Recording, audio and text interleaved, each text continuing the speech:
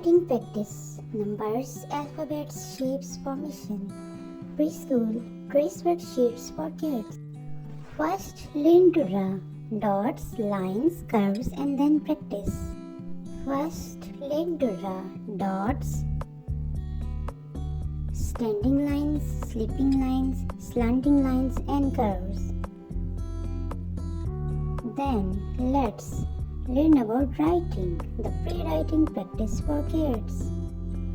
Sleeping lines, standing lines, slanting lines,